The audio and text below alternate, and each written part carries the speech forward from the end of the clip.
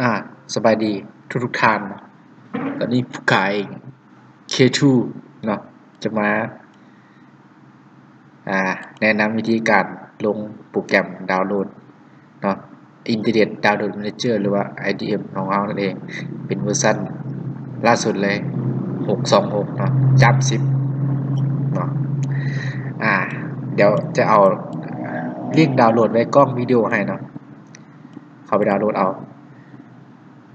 ก่อนอื่นเราก็ต้องมาปิดแอนติไวรัสก่อนเนาะข้าพเจ้าใช้ Avast Premier คลิกขวาใช้แล้วก็ disable until computer is restart เนาะแต่ว่าใช้แอนติไวรัสตัวอื่นก็บ่ต่างกันหลายเนาะคลิกขวาใช้หากจะมี exit ดอกเนาะอ่าแล้วล่ะดาวน์โหลดโปรแกรมตัวนี้มาดับคลิกเข้าไปนี่ copy เอารหัสผ่านเลยนะ copy ปั๊บเราก็ดึงตัวนี้ออกมาเลยวางรหัสผ่านใส่โอเคน่ะก็ปิดไปได้โฟลเดอร์นี้มาก็เข้าไปตัวนี้เป็นตัวของตัวโปรแกรมนะตัวนี้เราก็ติดตั้งโปรแกรมกันเลยเดี๋ยวคลิกเข้าไปโอเคติดตั้งโดยภาษาไทยต่อไปติ๊กออกต่อไปต่อไปต่อไปเรียบร้อย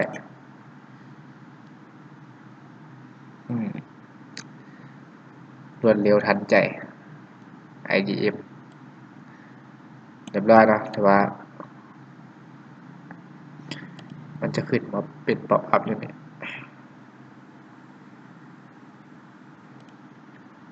แล้วมันจะขึ้นอยู่ในห้องคลิกขวาใช่ไหมออกจาก IDM ออกก่อนแล้วโฟลเดอร์นี้จากนั้นทำก็มาแยกไฟล์ตัวนี้คลิกขวาใส่แล้ว extract เฮียจะได้โฟลเดอร์ย่อยออกมาดับเบิลคลิกเข้าไปดับเบิลคลิกเข้าไปแล้ว copy เอาตัวนี้ตัวใดก็ได้เนาะ2 อันเนี่ยเดี๋ยวจะเอา copy เอาตัวนี้ copy เอาแล้วก็พักไว้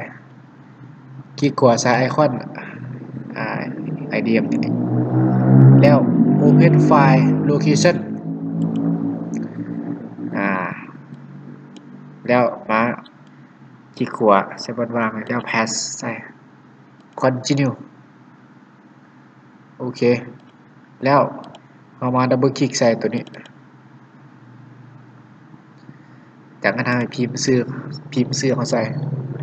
พิมพ์อย่างไรเนาะแล้วแต่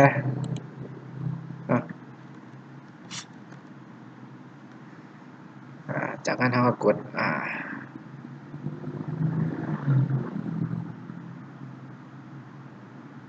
register เนาะแล้วก็โอเคแล้วก็แพทโอเคแล้วก็ปิดไปให้เปิด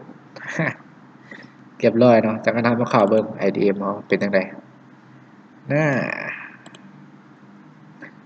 มาเบิ่งมันก็บ่ให้ลงทะเบียนแล้วเนาะ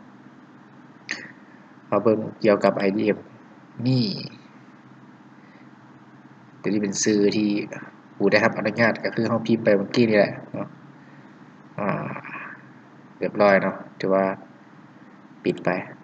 ถือว่าเรียบร้อยกับการลง IDM เนาะขอขอบใจสำหรับการเบิ่งนะ